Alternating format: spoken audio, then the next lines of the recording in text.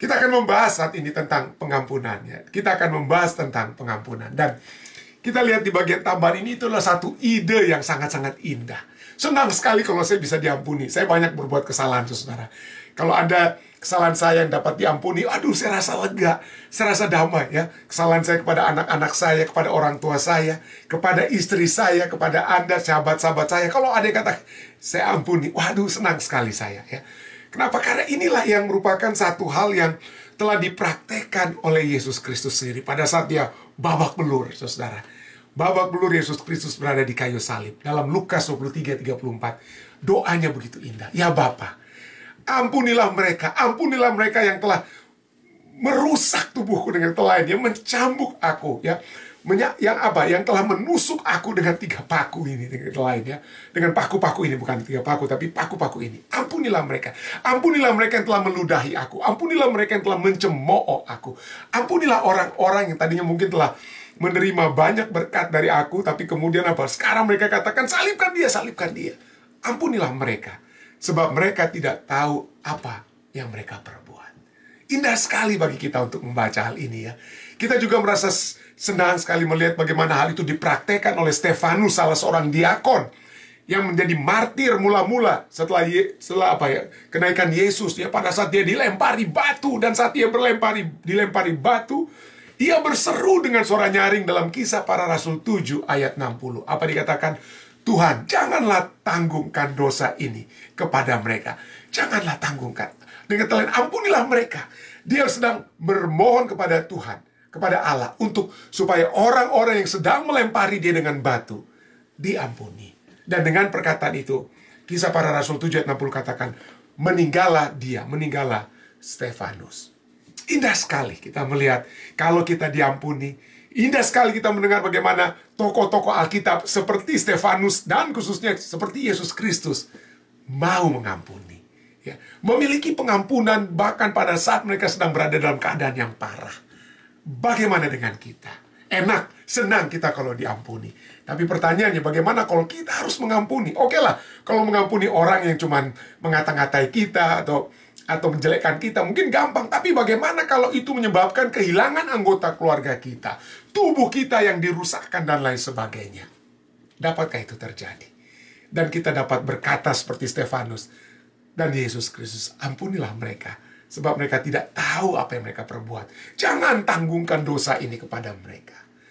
C.S. Lewis dalam satu statement yang sering kali kita bahas, ya, dikatakan bahwa everyone says forgiveness is a lovely idea. Semua orang mengatakan bahwa memaafkan adalah ide yang indah, sampai mereka yang bilang itu ide yang indah memiliki sesuatu untuk dimaafkan, until they have something to forgive.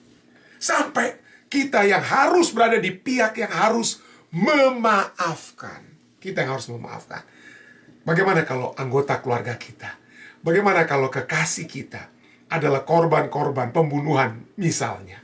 Ya, itu banyak peristiwa-peristiwa yang sedang terjadi saat ini di malam tahun baru, ya, di Amerika Serikat ini dan lain sebagainya. Kita melihat dan di seluruh dunia, ya. Dan seringkali itu terjadi kepada orang lain, kita cuma bisa aduh, jauhkanlah itu daripada kita. Tapi bagaimana kalau peristiwa itu terjadi kepada kita? Bagaimana kalau yang terbunuh itu adalah anggota-anggota keluarga kita, suami kita, istri kita? Apa peristiwa-peristiwa yang terjadi di dunia seperti yang terjadi di Rwanda, peristiwa yang terjadi di Ukraina, peristiwa yang terjadi di Jerman di Perang Dunia Kedua, dan di tempat-tempat lainnya. Pada saat kita melihat anggota keluarga kita dalam keadaan yang terbunuh dan lain sebagainya, dapatkah kita berkata, ampunilah mereka? Dapatkah kita mengampuni seseorang pada saat itu sangat melukai kita?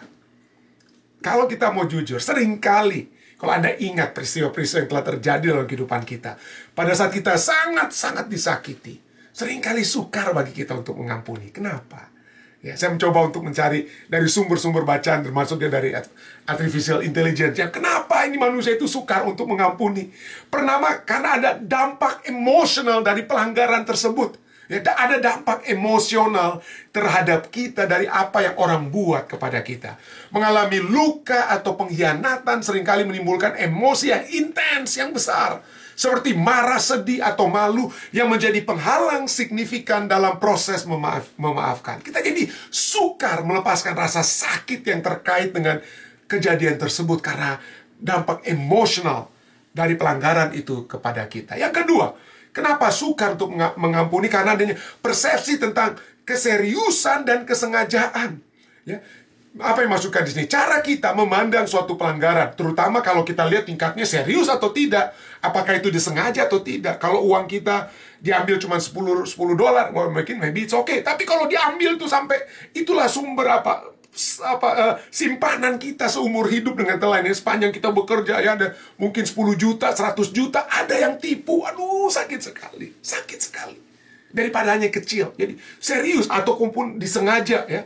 Apakah itu satu hal yang tingkat keseriusan atau apakah itu disengaja, itu akan sangat mempengaruhi kesediaan mereka yang disakiti untuk memaafkan. Pelanggaran yang dianggap parah atau disengaja biasanya lebih sulit dimaafkan karena dipersepsikan sebagai serangan pribadi yang mendalam. Serangan pribadi yang mendalam. Yang ketiga, sifat kepribadian seseorang, ya.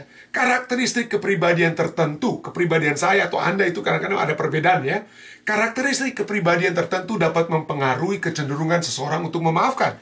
Misalnya, individu-individu yang memiliki tingkat neurotisme yang tinggi mungkin akan lebih sulit memaafkan karena cenderung mengalami emosi negatif. Ada pribadi orang yang pendiam, tapi orang Manado bilang diam-diam dolong, ya, karena suka simpan dendam dan lain sebagainya. Jadi sulit memaafkan. Kenapa? Karena emosi negatif, ya, dari yang biasa dia miliki. Sementara individu lain yang memiliki tingkat keramahan, ya yang lebih tinggi mungkin lebih mudah untuk apa? Memaafkan. Jadi sifat kepribadian seseorang, entah itu ekstrovert, introvert, ya kita sering lihat, ya, kolerik, sanguin dan lain sebagainya, mempengaruhi tingkat memaafkan yang dapat terjadi. Berikutnya, kurangnya empati. Empati, ya. Empati itu memainkan peran penting dalam proses memaafkan. Kesulitan dalam memahami atau merasakan empati itu memiliki perasaan yang dapat kita samakan dengan orang, ya. Kesulitan dalam memahami atau merasakan perasaan pelaku kejahatan tersebut, ya, dapat menghambat kemampuan untuk memaafkan karena empati membantu individu melihat situasi dan dari perspektif orang lain dan mendorong respons yang lebih penuh kasih. Kalau kita dapat melihat, aduh, kenapa dia sampai menyakiti saya? Mungkin karena dia disakiti. Mungkin karena dia sendiri mengalami hal-hal yang parah dalam kehidupannya. Nah, kalau kita memiliki empati seperti itu, maka lebih gampang. Tapi kalau kita tidak memiliki empati, maka sukar untuk mengampuni. Berikutnya, ketakutan akan pengulangan. Ini seringkali terjadi, ya. Kekhawatiran bahwa dengan memaafkan, kalau saya maafkan, nanti dia itu akan keenakan, gitu, ya. Jadi perilaku menyakitkan itu akan terulang kembali dan dapat membuat seseorang itu enggan untuk memaafkan. Rasa takut ini berfungsi bahkan sebagai mekanisme perlindungan, ya. Kalau saya tidak memaafkan, ya, maka mudah-mudahan kalau saya tidak memaafkan dia, maka itu adalah cara saya untuk mencegah. Kalau saya maafkan dia, nanti dia keenakan, dia pendeta, dia akan buat kembali. Jadi jangan saya maafkan sekarang supaya dia jangan keenakan, dengan kata lain, ya, seperti begitu. Jadi itulah mekanisme perlindungan tubuh, perlindungan diri kita, di mana menahan maaf dianggap sebagai cara untuk mencegah kerugian di masa depan. Jadi ketakutan akan pengulangan. Dan yang terakhir, pengaruh budaya dan sosial. Pengaruh budaya dan sosial dapat mempengaruhi kita untuk mengampuni. Norma budaya dan ekspektasi sosial dapat mempengaruhi sikap terhadap memaafkan. Dalam beberapa budaya, memaafkan mungkin diasosiasikan dengan kelemahan atau kerentanan. Ya, oh, lemah nih orang ini, orangnya lemah nih, lembek orangnya kalau dia maafkan. Orang yang jago itu yang keras, yang tidak akan pernah mengakui kesalahan, tidak akan pernah mengampuni, tidak akan pernah memaafkan. Jadi ada kebudayaan-kebudayaan seperti itu yang bangga dengan kekerasan, ya, bangga dengan kekuatan yang dapat ditunjukkan. Memaafkan itu dianggap sebagai kelemahan, ya. Dan inilah sebabnya maka ada individu-individu yang enggan terlibat dalam proses memaafkan. Ada kebudayaan-kebudayaan yang telah terjadi, ataupun tindakan-tindakan kebudayaan duniawi, boleh dibilang, ya. Tapi kita bukan hidup dari tindakan ataupun dari pengaruh-pengaruh budaya ataupun dari budaya-budaya duniawi ini. Kita memiliki apa yang disebut dengan istilah kebudayaan yang alkitabiah. Apa yang dikehendaki Tuhan Allah kita? Apa yang dikehendaki oleh Allah kita? Kalau kita pelajari dari dalam Alkitab, maka kita dapati bahwa pengampunan itu adalah perintah Allah. Perintah Allah untuk berdamai. Kita sudah sering pelajari ini ya. Kita sudah pernah, kita cuma ulang kembali. Kalau untuk berdamai, itu diusahakan. Ya, kita sudah pernah baca ayat-ayatnya itu. Kita harus mengusahakan perdamaian. Tapi pengampunan adalah sesuatu yang harus kita lakukan. Perdamaian butuh dua pihak. Butuh dua pihak untuk dapat seia sekata. Tapi pengampunan dapat saya lakukan walaupun Anda tidak mau berdamai dengan saya, walaupun mungkin Anda yang salah. Tapi dalam memberikan pengampunan itu dapat saya lakukan sepihak. Bukan seperti perdamaian kedua belah pihak harus apa? Sejalan. Nah ini pengampunan itu satu arah pun dapat ya. Pengampunan dapat kita berikan kepada orang lain ya, kepada yang bersalah kepada kita. Walaupun mungkin orang tersebut mungkin tidak sadar. Tapi kenapa? Karena inilah yang dikehendaki. Inilah yang dikehendaki oleh Allah kita ya. Efesus 4 ayat 32. Tetapi hendaklah kamu ramah, hendaklah kamu ramah seorang terhadap yang lain, penuh kasih mesra dan saling mengampuni, sebagaimana Allah dalam Kristus telah mengampuni kamu. Kolose 3 ayat 14. Sabarlah kamu seorang terhadap yang lain, dan ampunilah seorang akan yang lain. Apabila yang seorang menaruh dendam terhadap yang lain, sama seperti Tuhan telah mengampuni kamu, kamu perbuat jugalah demikian. Kamu perbuatlah demikian. Dan kalau kita tidak melakukan perintah ini, apa yang dikatakan? Firman Tuhan yang katakan ya. Karena jikalau kamu mengampuni kesalahan orang, Matius 6 ayat 14-15 katakan, jikalau kamu mengampuni kesalahan orang, Bapamu yang di surga akan mengampuni kamu juga. Tetapi jikalau kamu tidak mengampuni orang, Bapamu juga tidak akan mengampuni kesalahanmu. Jadi ini ada satu hal yang memang hebat sekali yang dinyatakan dalam Alkitab ya. Kita tidak akan pernah diampuni kalau kita tidak mengampuni. Dan ini adalah satu hal yang sangat signifikan soal mengampuni ini. Misalnya, kenapa sangat signifikan? Kalau kita lihat dalam doa Bapa kami ya. Doa Bapa kami ya. Bapa kami yang di surga ya. Dikuduskanlah namamu, datanglah kerajaanmu, jadilah kehendakmu di bumi seperti di surga. Yang paling panjang dari doa Bapa kami ini Anda tahu apa? Yang paling panjang ya. Yang mana yang paling panjang yang harus ada, boleh dibilang ada penjelasannya ya. Ini dia ya. Dan apa dikatakan ini? Dan apa? Dan ampunilah kami akan kesalahan kami. Ya. Ampunilah kami akan kesalahan kami seperti kami juga mengampuni orang yang bersalah kepada kami. Kenapa ini yang signifikan? Kenapa ini yang lebih dijelaskan daripada yang lainnya? Kenapa? Karena yang lainnya misalnya dikuduskanlah namamu. Kenapa harus dikuduskan namamu? Tidak perlu dijelaskan. Ya. Datanglah kerajaanmu. Kenapa datangnya kerajaanmu itu tidak perlu dijelaskan. Tidak ada penjelasan tentang datanglah kerajaanmu ya. Di bumi seperti di surga itu tidak ada penjelasan ya. Berikanlah kami roti kami, roti pada kami, makanan kami pada saat ini secukupnya ya. Tidak jelaskan kenapa itu harus apa. Kita minta roti tersebut ya. Dan seterusnya, jauhkanlah kami dari apa? Dari pencobaan dan apa?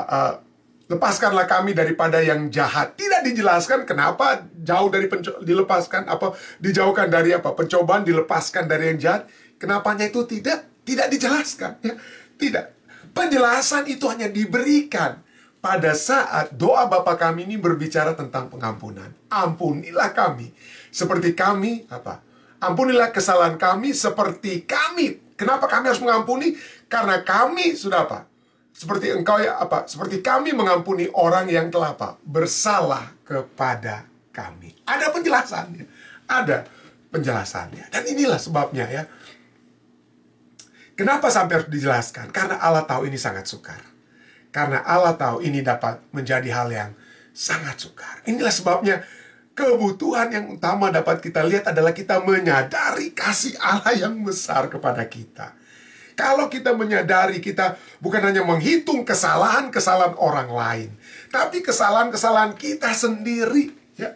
Kalau kita dapat menyadari hal tersebut, kita menyadari kesalahan-kesalahan kita, baik kepada sesama kita dan khususnya kepada Allah, maka disitulah kita dapat melihat, wow, saya harus mengampuni orang lain. Seperti yang Tuhan katakan. Dan ini memang sukar. Ini sebabnya dibutuhkan kekuatan surga, saudara. Di sinilah kita harus betul-betul menangis dengan berdoa kepada Tuhan. Tuhan, berikanlah saya kekuatan. Dan ini dapat terjadi. Ya. Berapa waktu lalu ada anggota-anggota gereja ya di Charleston ya di Amerika Serikat ini, mereka sedang Bible study. Orang-orang yang berkulit hitam di Amerika Serikat ya, di gereja mereka itu, mereka sedang Bible study, lalu tiba-tiba masuklah seorang anak muda, saudara, anak muda Amerika yang berkulit putih ya, berkulit putih. Dia masuk seakan-akan dia berpura-pura untuk apa? Menjadi yang ikut Bible study tersebut, dan dia diterima ikut Bible study. Tapi kemudian terjadi, kemudian dia ambil senjatanya dan dia mulai tembak satu demi satu. 9 orang meninggal, hanya 5 yang apa? Yang 5 yang survive. Salah satu yang survive itu sependeta, istrinya mati. Dan ditanyalah, how do you forgive a murder? Bagaimana kita dapat mengampuni, dalam artikel yang dibuat oleh Time Magazine ini, bagaimana kita dapat mengampuni seorang yang telah menjadi pembunuh? Dan pada saat ada persidangan kepada si anak muda pria yang menjadi pembunuh itu, ada seorang yang bernama Nadine Collier, ya, Collier. Ibu daripada Nadine Collier yang bernama Ethel Lance ini mati. Dia melihat anak muda yang membunuh ibunya. Lalu apa dikatakan? Saya mengampuni Anda. Saya mengampuni Anda. Engkau telah mengambil sesuatu yang sangat berharga dari saya, ibunya ya. Engkau mengambil sangat berharga bagi saya. Saya tidak akan dapat berbicara lagi dengan ibu saya tersebut. But I forgive you. Tapi saya mengampuni Anda. Ya. And have mercy on your soul. Saya memiliki rahmat terhadap jiwa Anda. Anda telah melukai saya. Engkau telah melukai saya. Engkau telah melukai banyak orang. You hurt a lot of people. But if God forgive you, kalau Tuhan mengampuni Anda, saya mengampuni Anda. Saya sudah tunjukkan ini berapa kali juga. Bagaimana ada seorang ibu di Rwanda. Seorang ibu, suaminya mati. Anaknya mati, dibunuh oleh pembunuh pada saat ada genosida di Rwanda yang terjadi. Bahkan tangannya sendiri, tangan daripada ibu tersebut telah dipotong oleh pembunuh tersebut. Dan pembunuh tersebut masuk ke dalam apa? Dalam penjara. Dan pada saat pembunuh tersebut keluar dari penjara, tidak punya tempat untuk tinggal dan lain sebagainya, tidak punya apa-apa yang dapat dikerjakan. Apa yang terjadi? Ibu yang suaminya dibunuh oleh sang pembunuh. Ibu yang anak-anaknya dibunuh oleh sang pembunuh. Ibu yang tangannya dipotong oleh sang pembunuh. Pembunuh tersebut setelah keluar dari penjara adalah laki-laki ini. Yang kemudian apa? Yang kemudian diangkat anak oleh sang ibu tersebut. Inilah pengampunan yang pasti ya. Pengampunan itu bukan berarti bahwa orang yang bersalah kepada Anda itu dapat bebas sebebas-bebasnya. Tidak. Tuhan katakan apa? Revenge ya. Pembalasan itu adalah hak Tuhan. Ya, pembalasan itu adalah hak Tuhan. Serahkan kepada Tuhan. Ya, mungkin Anda sakitan, tapi ampunilah. Ya, saya tidak tahu, mungkin ada begitu banyak di antara Anda yang sangat merasa kesakitan oleh sebab pengkhianatan dan lain sebagainya. Tapi biarlah kita selalu memandang kepada Yesus. Memandang apa yang Yesus telah buat dalam kehidupan kita. Dan dengan pertolongan surga, kita akan bermohon kepada Tuhan. Tuhan, berikanlah kepada saya roh untuk dapat mengampuni. Dan disitulah pada saat kita memiliki roh mengampuni yang Tuhan berikan, kita dapat memperoleh kedamaian tersebut. Kiranya pembahasan ini dapat menjadi bagian kita semua ya, untuk melihat tentang kemurahan yang Tuhan sudah berikan kepada kita. Begitu besar, tapi berhati-hatilah kita. Jangan sampai kemurahan itu hilang atau diambil. Bukan diambil karena Allah tidak mau lagi memberikan kepada kita, tapi karena kita yang menolak kemurahan tersebut. Kiranya ini dapat menjadi bagian kita semua. Saya berdoa dalam nama Yesus. Amin.